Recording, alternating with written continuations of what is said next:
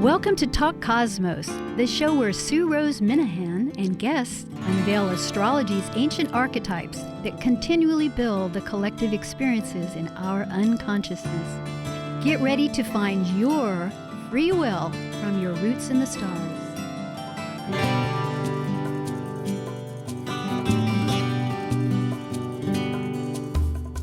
Hello, welcome to Talk Cosmos second season. Tonight is April 13th, 2019, and our subject is Aries, the last of 4 talks, but Aries, fire, the seed of potential. There'll be a repeat airing, that is, on Thursday morning at 6 a.m. Aries is the beginning of the zodiac, the starts of many things. In fact, fire energy is a spark of life within us. It's the active will, free will, that changes our conscious experience. And 1 million years ago, there's evidence that humanity cooked with fire, changing our brains, our environment. And just a few days ago, which will very likely come up on April 10th, Einstein's theory of black holes is reality. Here's a photograph. Again, it opens personal realms as we accept the consciousness of the beyond, as the physics of gravity fall apart with the black hole. But Aries fire initiates us to take control of choices. It fuels our individuated evolvement. The conversation tonight will talk about the paths that we determine in this constant state of direction and reception as we enter the unknown and we receive what is there. And our individual experience leads to pathways that follows with the collective later, such as this black hole, which is most remarkable and hard to fathom. Tonight's guest returns Dr. Now.Chat, a Ph.D. Her Ph.D. is in human science, and Laura is an internationally known psychological astrologer. She's a consultant, instructor, a lecturer. She teaches online credit classes at Casa Loma College and live life resources. She focuses on compassion and humor to actualize the client's greatest potential, healing and personal growth rather than prediction. Dr. Tad blogs. She's published with Mountain Astrologer, Cosmic Vibes, and writes for Tarot.com. In fact, Dr. Tad is writing an astrology book that will be focused on a parenting tool, really a vital aspect of our entire life, I think. It'll be exciting when it comes out. At any rate, Laura is an actively community member, and she's on boards regionally and internationally, and really was involved with the planning committee for the the United Astrology Conference back in 2018, pardon me and my tongue. But that's an enormous function of 4 major astrology groups that get together. And to find out about Laura, just go, it's Mythic Sky, go online with Talk Cosmos. Her bio will remain there. And if you want to connect with her, and of course, our archives are listed there too. Hi, Laura. It's really a pleasure tonight. I'm glad we're going to delve into the psyche of Aries together. Yeah, great. Thank you. It's good to be on again, Sue. And it sort of feels like, I lived in Seattle for a few years, so I get to reconnect with my Astro tribe in the Emerald City for a moment. So it's good to be on again. Yeah, and wonderful to have you. It's your inquiring mind is a great tool. And in fact, I know that we had talked, there's so many areas that we could begin with. On the one hand, I'm thinking, with your book, just briefly, not to expound into tremendously, but Aries has a lot to do with experience and innovate of starts. So the Aries child or the parent, it's really something perhaps just to introduce our Sure. Yeah. Well, what I've observed with with friends who are Aries, with friends who have Aries children, with clients who have Aries children, is they often developmentally, they tend to be ahead of the curve, right? They tend to walk early and talk early. There's sort of that impatience that is sort of so indicative of the Aries archetype is present in them when they are quite small. And they can be a lot to raise when they're little because they're the ram, they're headstrong, they're, can often, sort of want to be the one in charge, but they might be 5 and it's not really age appropriate. But I've definitely observed that. I have good friends who have 2 daughters, and the older one is a Pisces and the younger one is an Aries, and you'd think that they were flipped in terms of ages because of their behavior, right? The Pisces one is really calm and sweet and engaging, and her little sister is, headstrong and take charge and bossing her older sister around. Well, it truly is quite an insight to realize that these dynamics are evident from the very start, and that need to discover, that need to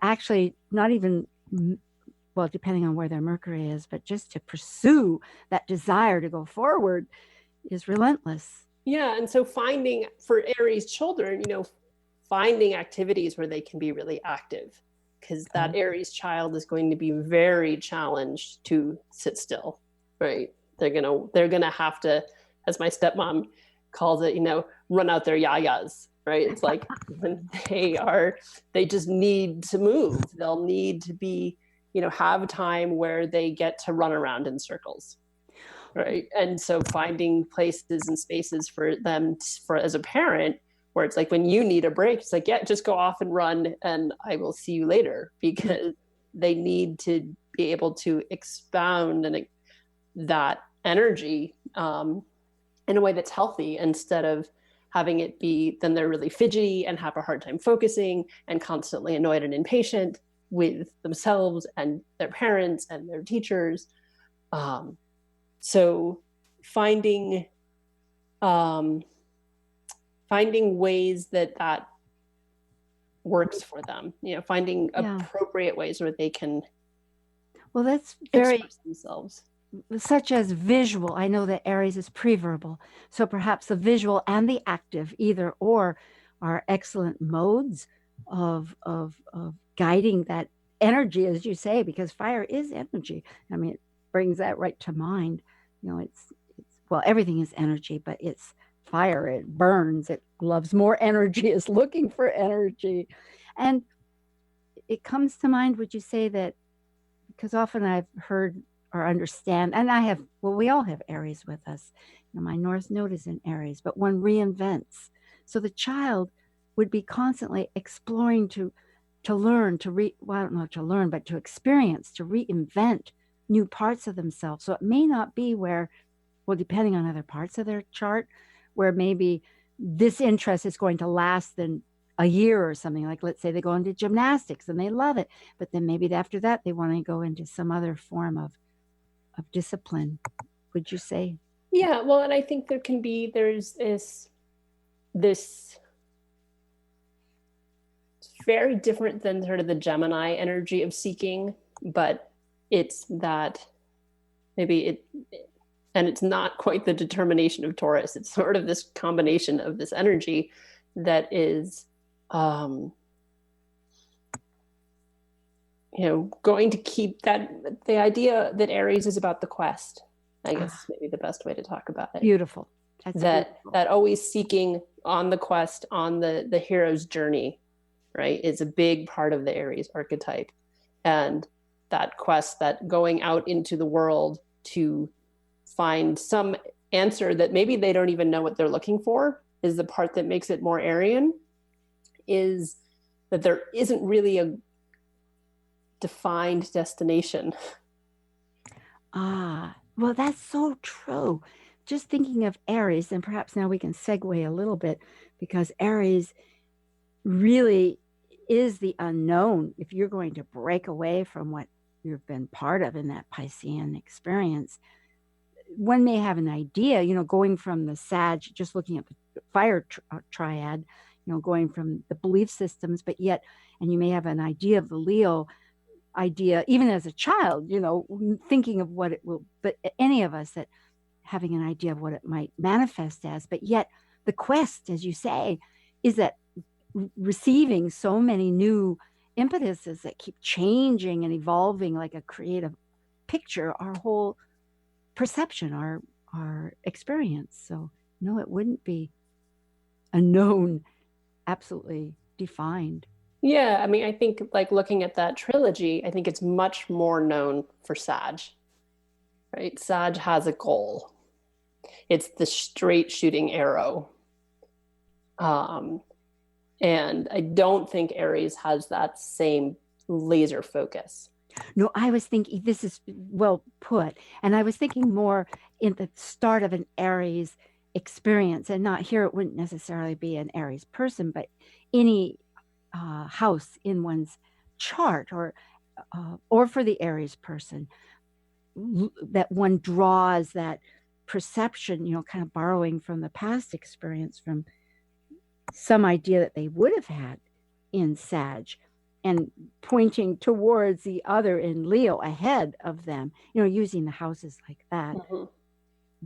But just to acknowledge that regardless, that even if the perception was direct in Sag, at the point of Aries, one doesn't know really where it's going to direct. Where it's going to lead you. Yeah. I mean, I think I've mentioned to you before that when I first started studying astrology, my astrologer teacher would talk about how Eris, in terms of like Mars's version of, the Mars in Greece, Aries, was the god of war, but he was really the god of the quest. And that Athena was the strategist of war. She was the one who figured out battles and then told Aries where to go. And so that's part of that quest where it's like, he's not, Aries as an archetype it is just sort of going out into the adventure and, okay, we'll see what happens. Yeah, and that's Ares for those folks that might be trying to Google and find out some of the mythology of the Greek god of war, or the warrior of the cause in battles. That's also part of Aries. It's really defending as well.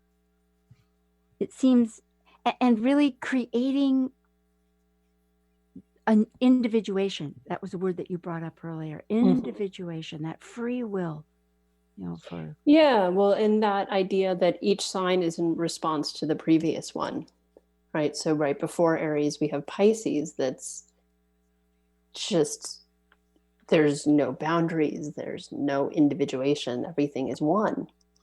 And then we have Aries, and it's all about, Aries, I am, right? That's its key phrase. Yes. Life. And so it's all about self, all about that individuation, whereas Pisces was all about merging and completing sameness almost. Yes, completing that womb. And that spark of life, that energy that's representing, that we're speaking of, is also like an alive force. I think you were bringing up the physical aspects. It's almost like life. I mean, we think of it as spirit, and there's 4 elements. There's the fire, water, earth, and air.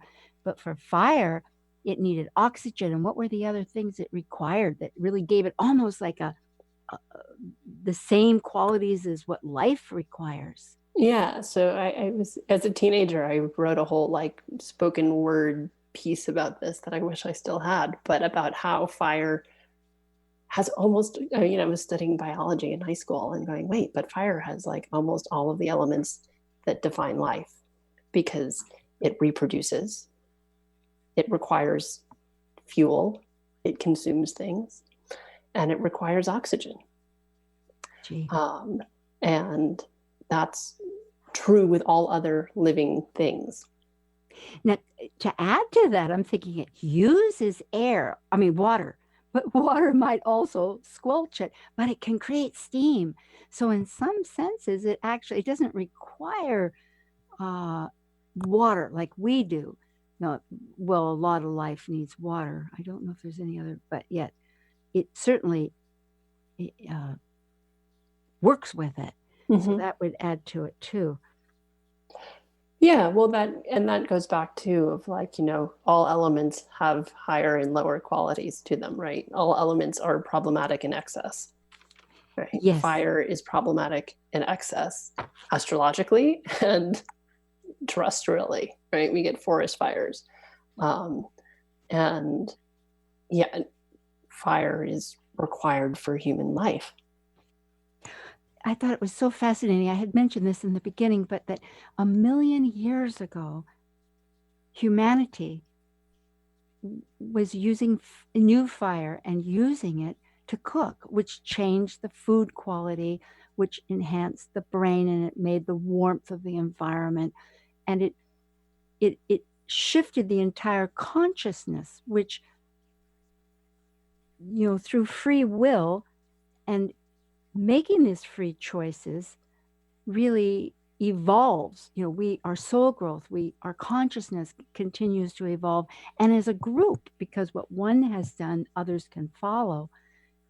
So it's been fire. I imagined it had always been a part, but I had no idea it was such an enormous amount of time. Yeah, I think it has been critical to me, and that's where we get the mythology. That's where the story of Prometheus comes from. Oh, yes.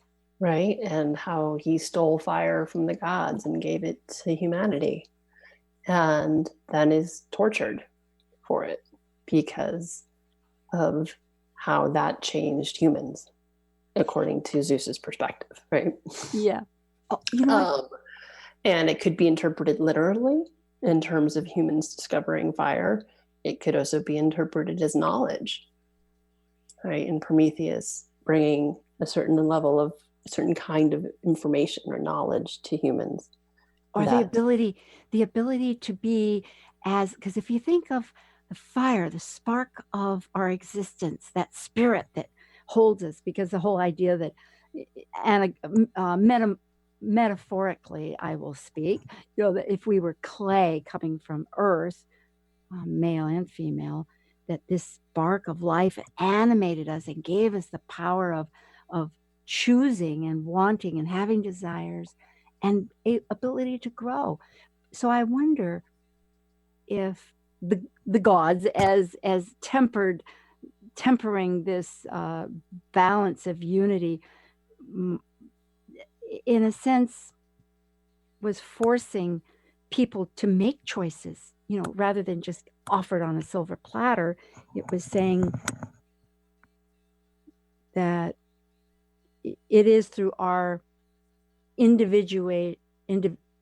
privately, individually, we must, make that decision to go forward or not to go forward. It's so we gain it. I mean, to me, that would be the only reason why. I don't know what the liver represents, because Prometheus had his liver eaten, and I'm not sure what that represents in the body. I've never. Yeah, I'm not. I'm in, and then I'd be theosophizing if I was like, well, in Chinese medicine, but that wouldn't necessarily apply to Greece. Well, it might. What is it? I'm trying to remember what the liver is. I don't know off the top of my head, but certain organs do represent, like rage and guilt, and the lungs are about grief. Right? So that's why, like, smoking represses grief. It's part of why it's so addictive. I didn't realize because it represses our grief. And it's like, you're in a bad mood, you've had a bad day, you have a cigarette, you don't have to feel it. Oh my goodness. And it's not just because of the tobacco, it's because of its impact in the lungs and that it represses grief. because it's the lungs covering grief. Yeah. Oh, it must have something to do with the oxygen. I mean, here I am, my layman brain is going nuts. I'm trying to figure this out. But yeah, the constriction of it, that is, I used to smoke. That's most amazing. I'm so glad. I was just speaking today. So glad I quit, which is many, many years ago, thankfully. But yes, I don't, again, that's Chinese medicine. So I don't know.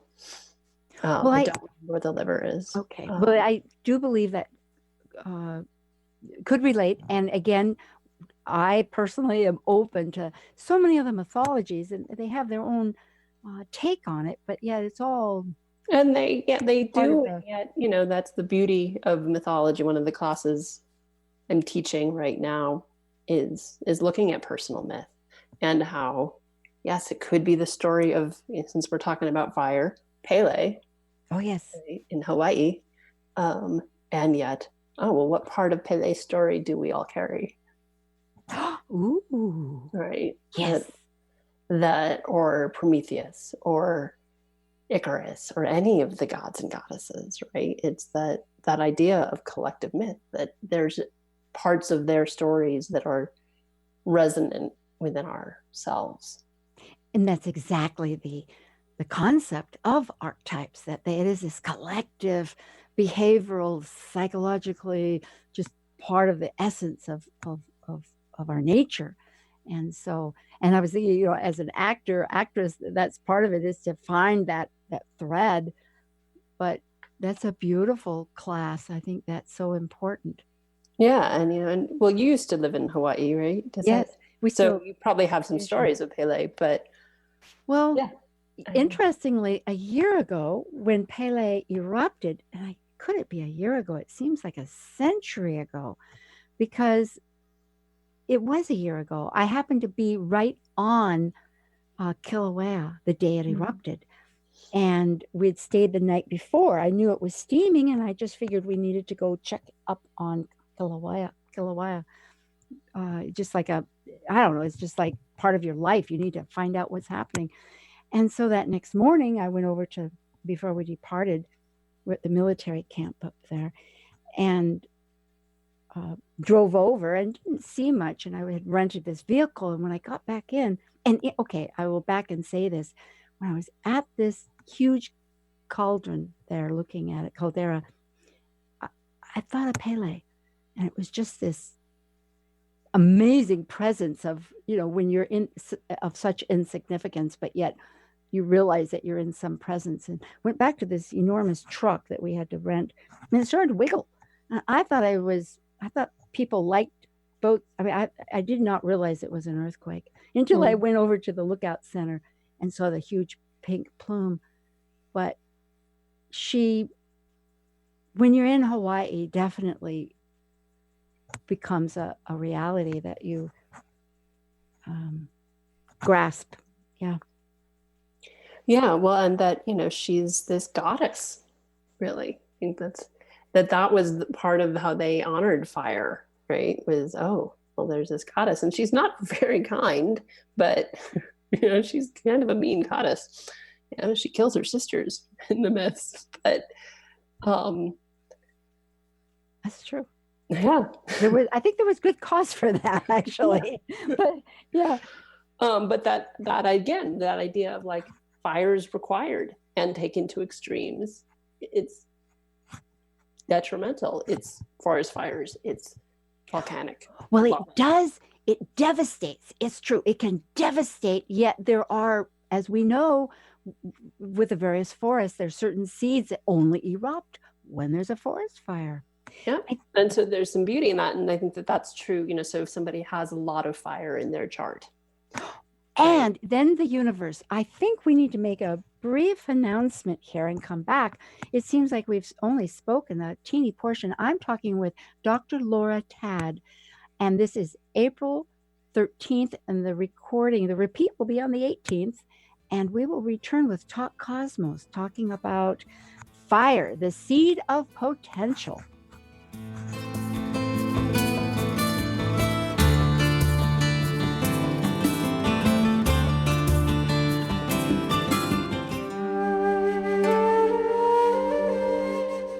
While we take a break from this week's edition of Talk Cosmos, let's take a look at this cycle's archetype. We're currently in the period of Aries. By leaving a cycle based upon completion, the energy of Aries sparks initiation, creating action to separate into a new cycle of life. It's a fire sign, which means it will involve great emotion. And because separation may create resistance, it also takes great courage to break away to new ways of becoming. Celebrate your star energy blessings. Schedule a natal astrology chart consultation with Talk Cosmos host Sue Rose Minahan. You'll learn to better understand what personally fuels your soul's seed direction. Sue focuses on your questions to connect you into your unique heart's desire and your true soul path's birth essence, including a recording and a copy of your chart.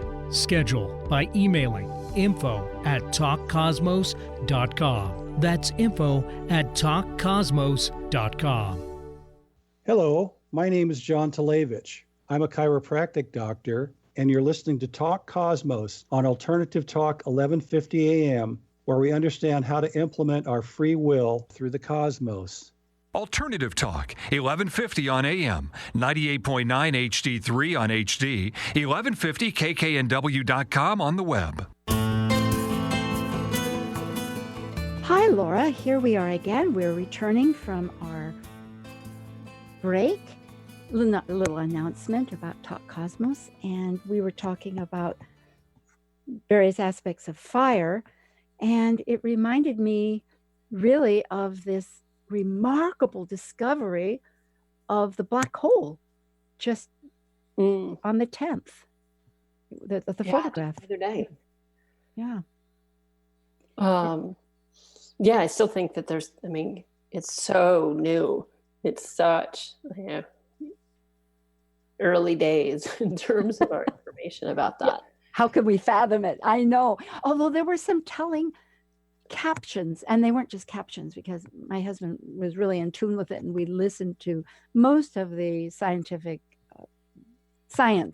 as they announced this entire thing. And one of them was saying that it would be looked at, he prophesied, or this was their perspective, I think collectively, that there would be a defining moment as of the time it was discovered, released, this photograph, and before and after, because it eliminated experiential science. In other words, they could come up with a test theory and it would work. Right.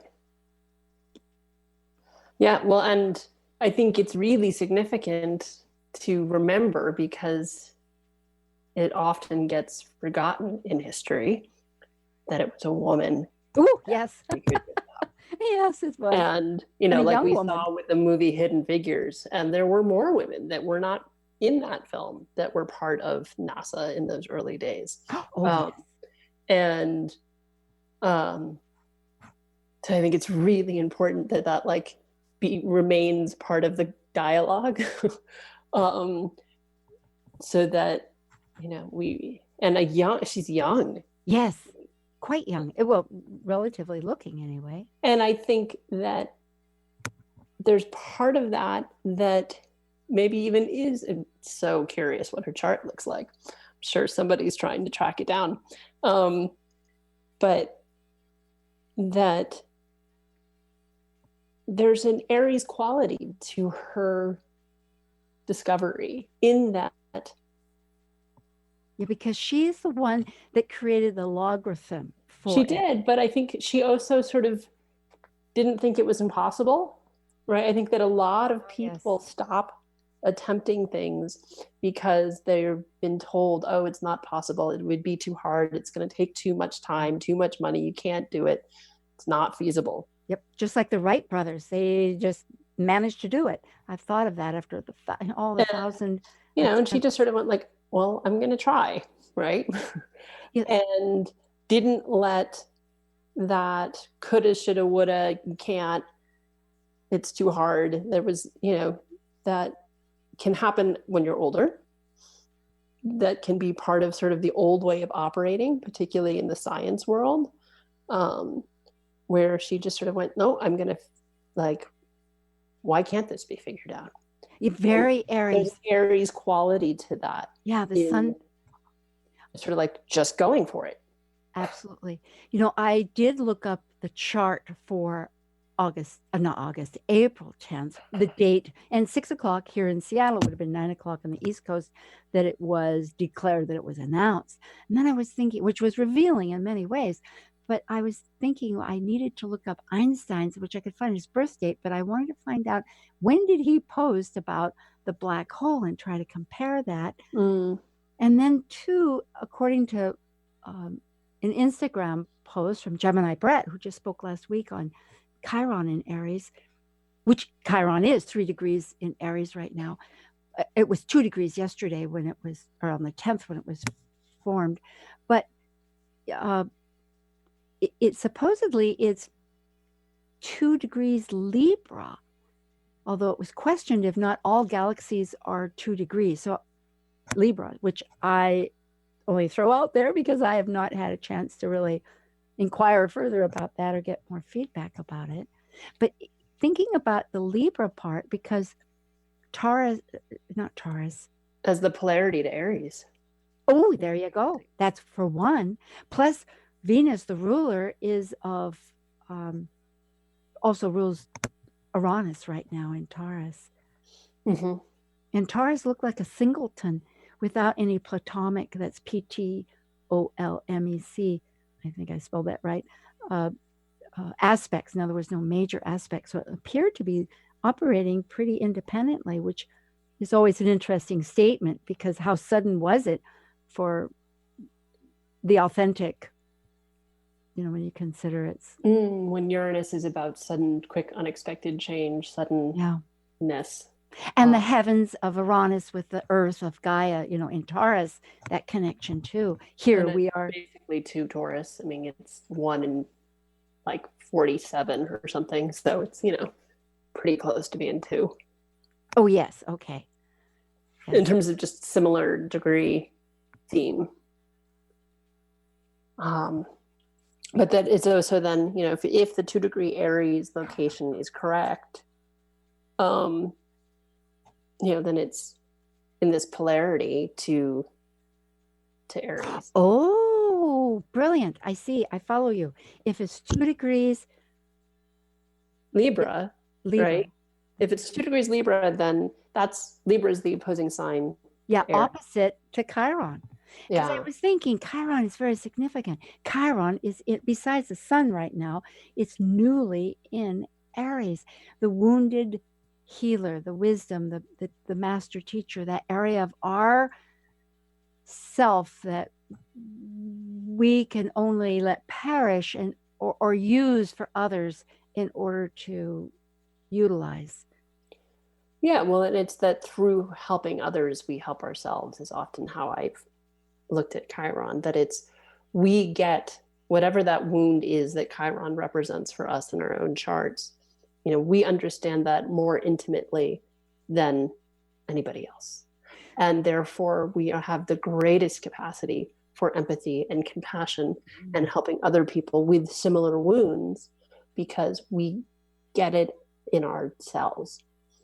That's beautifully put. Yes, I think. And empathy. And then it's in that symbiotic relationship of helping somebody else that chironic wound ends up healing ultimately. But it's through similar wounding, right? Those sort of, and it's where you're able to have the greatest compassion and empathy. And I remember earlier today when we were just speaking, updating ourselves a little, my note here that Vesta, the asteroid Vesta, is conjunct Chiron. That means they're, for others, that right close as far as degrees go. Mm-hmm.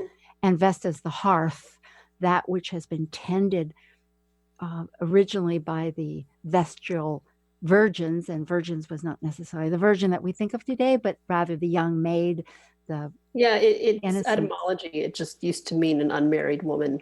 Yes. It had nothing to do with chastity. It just meant a woman who wasn't married that's gotten, contorted and to mean something radically different than it used to. Yes. And thinking of this just now, thinking of that sacredness that was the flame that was constantly being protected, never to die. These women that lived for that, and then it evolved into other concepts, but never to let that die, being attached with this idea that there's some part of us mortally that maybe really can't connect with the unification, the wholeness of spirit of ourself, through ourself, except through, as we said, service, or else through death, which may not be physical, but it might be the completion, the ending of a phase. But in the story of Chiron, he had to physically die and become there is that mortality issue. And in his myth, for sure, where I've read conflicting reports if he becomes the constellation Centaurus or he becomes the constellation Sagittarius. But regardless, he becomes a constellation, a centaur constellation. No. Half man, half horse, which is the horse, I might add, just for listeners here, is in many ways represents the spirit. I think the horses are ruled by 12th, and it's again and again that wild nature, our natural self, trying to coordinate and connect these parts. Yeah, well, I think particularly with Chiron, because Chiron was an unusual centaur. That's true. Because most centaurs were creatures that were pretty sort of, barbaric, for lack of a better word. Went more with the nature, the instinctive aspects. Well, Chiron was a demigod. So he was half horse, half god, as opposed to half horse, half human. And the great teacher of gods and mortals. He spoke, so that's much. Where he was uniquely different. And and part of why his story is about mortality is that he was immortal, but gave up his immortality. So looking at this, without as you had said, it's so new. It's hard to really look and know where it's going because of this discovery that scientists, as I say, feel so strongly that suddenly experimental is in the past, and that they'll be able to test things. But for us, so theoretical, I think, they said experimental, and I'm having a hard word saying that word, but in other words, yes, in theory only, instead of theory only. It's no longer theoretical. They've proven it as much as you prove anything. And with that, it changes the whole dynamics of some science. And I think it also relates a lot to physics, because of the fact that the black hole, gravity, well, in my mind, it does exist because that's all it is. It's such intense gravity. And in my mind, it's because also, what I understand, the space has been eliminated. It's condensed to such a degree that if there's any matter, that's the physicality, there is no space between it. So the density is just unbelievable. But looking, right, I mean that's the theory of black holes. So looking at the astrology and this, it's still curious as to how we might look at these archetypes, how that will develop. But I would think that with Chiron in Aries for 7 years, and with Uranus in Taurus in 7 years, that these dynamics are really going to come forth. I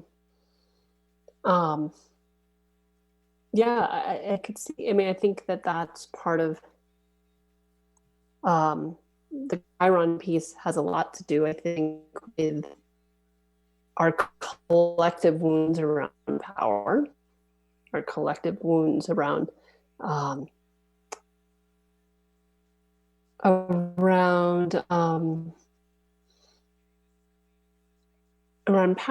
around authority, around that whole me first, us first, America first mentality. I think is part of what this Chiron Aries stuff is about. Well, and then with the Uranus and Taurus, we have to revolutionize our values. yes, again and again that comes up. That's so true. And the nodes, the lunar nodes, to clarify a little bit for people, which every 18 months shifts, and we have another, I think, a year until next March of 2020, where they're going to be the South Node in Capricorn with these tremendous planets conjunct it, which is Saturn in its own sign and Pluto. So when you speak of authority and power and all this, I think immediately of the nodes, where the North Node of the Cancer, which is our personal processing and our emotional psyche, the stories that we tell and the lunar phases of life, all of it, readapting to that connection, possibly. Yeah, absolutely. Yeah, I mean, I think this time next year will be very interesting. We'll have to talk again. Well, a little bit more, I guess. Yeah, no, it's mid-April, I believe, is the Saturn-Jupiter-Pluto conjunction. Oh, this year, you mean? This time next year. Well, in 2020, in January, maybe that's the United States. Pluto conjunction. In April, it's Saturn-Pluto-Jupiter. Oui, la wa. Oh, that's incredible. Yeah. There's many really strong dynamics that keep crystallizing or edging forward. Well, so yeah, so this time next year, next April, yeah, I think it's late April, is when Jupiter gets pulled into that, right? Because it's in Sag right now. So in a year, it's in Capricorn. That's right, because I think there's a conjunction in December of 2020, which happens every 20 years, between Jupiter and Saturn in Aquarius in the very beginning, because finally... Not in 2020. Is it 2021? It might be 2021, because Saturn's not going to be, neither of them will be in... Jupiter can't get from Sag to Aquarius in a year. Well, I thought I'll have to look at that again, because I just heard someone speaking about it.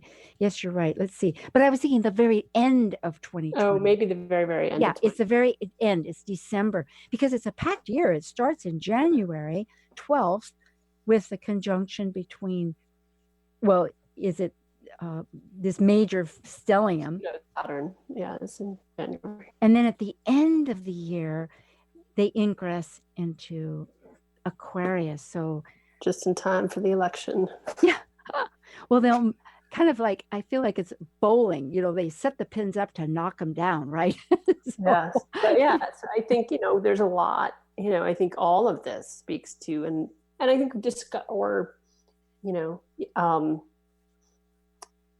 proving the existence of a black hole,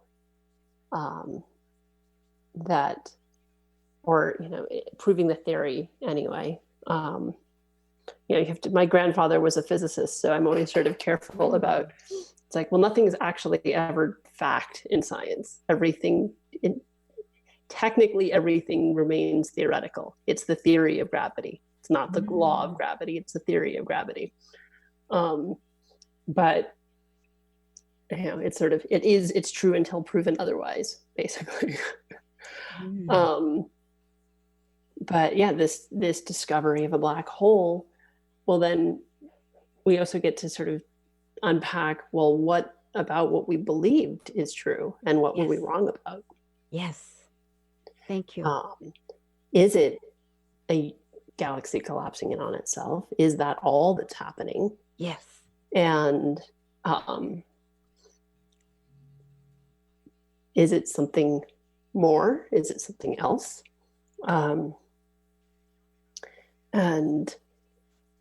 And that's where, I was in terms of like looking, okay, well, what degree is that? Okay, so 2 degrees Libra.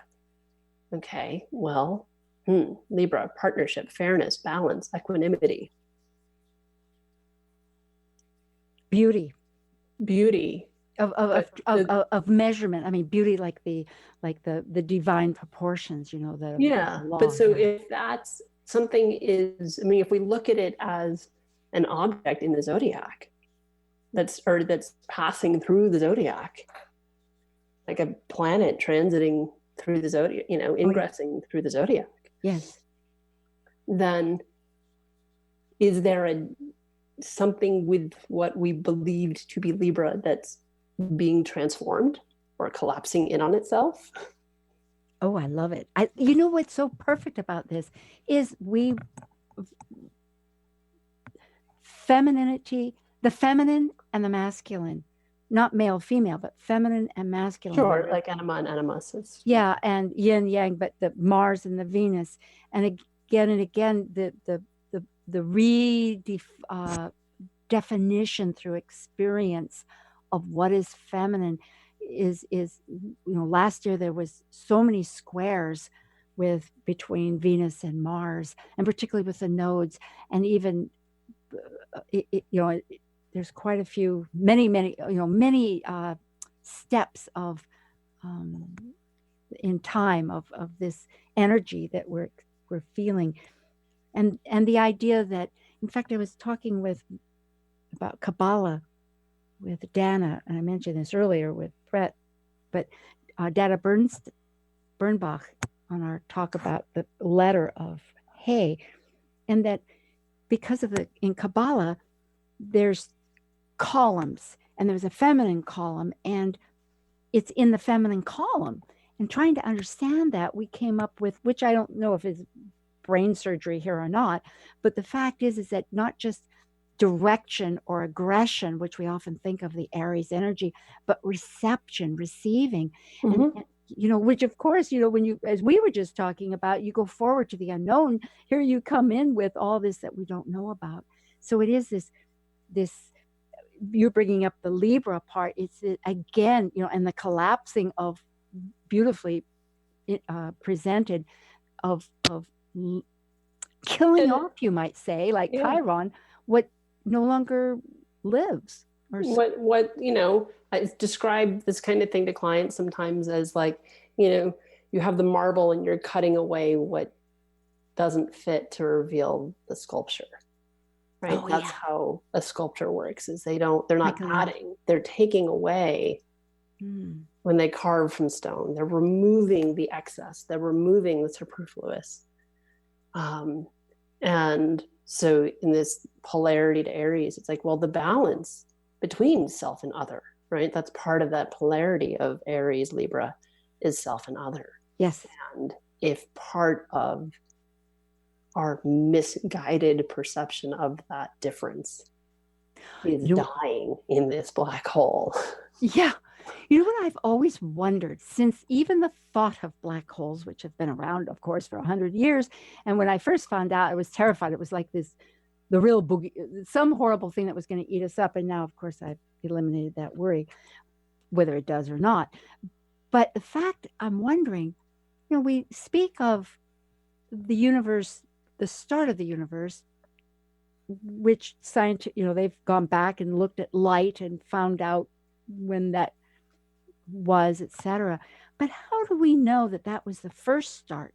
How do we know that this black hole isn't a balance to that it's almost like a kneading that exchanges between stars dying and collecting and becoming black holes, and then finally so intense, and maybe some distances or something that again it bursts out? Sure. Well, yeah, I mean, I think because we're dealing with such an immensely long timeline, right? Yeah. I mean, in terms of the speed of light, because that black hole already happened. We're just seeing it. And it's as big as the galaxy. Yeah, this is very true. This is very true. I'm trying to figure out how much time we have. Do we have? I wonder a couple minutes, I think. Well, I better make a quick announcement just for next week. Tonight is with Dr. Laura Tad, April 13th, and repeat on the 18th at 6 in the morning. And we're talking about fire, the seed of potential. Next week we'll begin Taurus, and with the new program called Cosmic collaboration where all 4 of the astrologers for that month and myself will be speaking in 10-minute segments about some aspect of Taurus. So do listen, and you can always check the archives online. So, and if you're interested in contacting Laura for consultations or lectures or for any purpose at all in her classes, online at Talk Cosmos, her bio with Mythic Sky. You can just click it and get right to her, and you can find out the archives. And we appreciate and love all of you so much, and thank you for your interest. Laura, how many minutes do we have? Let's finish. Yeah, just a few, I think. But yeah, I we think can so. finish up. Goody. Yeah, I think we have about 4 at least, something like that. So no. Oh my goodness. Well, Aries, quite the occasion, the cause. So what was, did you have something that? I don't know, just, this idea that of the quest, right? And that Aries is, like every sign, is in response to the previous one, right? Aries is in reaction or response to the nebulousness of Pisces, and which lacks direction because it's going in all directions simultaneously. And Aries, is single focused. It's blinders. It's like, the horse that has its peripheral vision cut off. And that's one of the challenges. I mean, it's like everything. That's a good thing and a bad thing, right? It can keep you really driven, and it can have you not see what's around you because your peripheral vision's cut off. And be so single focused that you miss the forest for the trees, which is why you then end up in Taurus. I always tell clients, I sort of describe Taurus as like it's throwing the emergency brake on Aries, and grinding to a halt. Where you were the jackrabbit as Aries, and now you're the tortoise in Taurus, and slowing. Arguably sometimes a Taurus slowing down too much. But that, it's each sign is in response to the previous. And so, now we'll see how we navigate these next 7 years of Chiron in Aries. I think it's in some ways a reprieve to have Uranus out of Aries, though. That was an intense last. Oh, it was combustive. Yes, the suddenness with the I can well understand.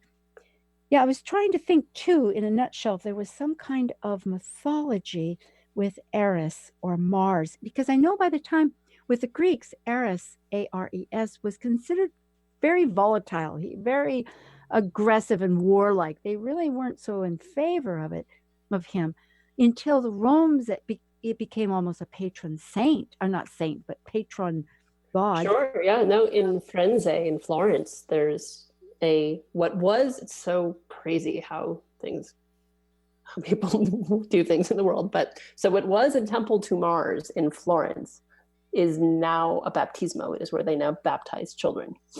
It has doors are in gilded brass of panels of Dante's Inferno.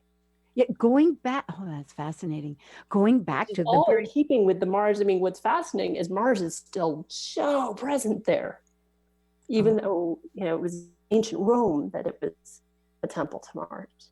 Well, it takes a lot of work just to, as Maurice Fernandez, who I've taken classes from, says, just to stand up, to defy gravity, which might be a great way to end this, because I'm thinking, if we're talking about black holes where there's no gravity, and here we are as babies, as you're saying with this temple, with Mars, working to raise ourselves up and continue forward, which takes a lot of concentrated desire and effort.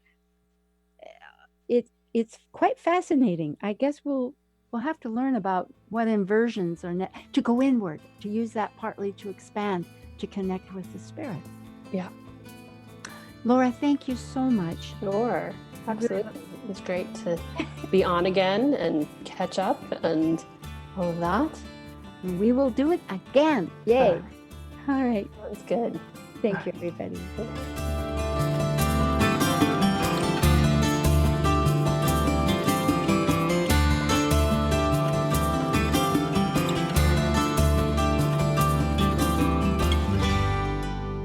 Thank you for listening to Talk Cosmos, the show where Sue Rose Minahan and guests unveil astrology's ancient archetypes that continually build the collective experiences in our unconsciousness. Be sure to tune in next Saturday at 6 p.m. to continue finding your roots in the stars.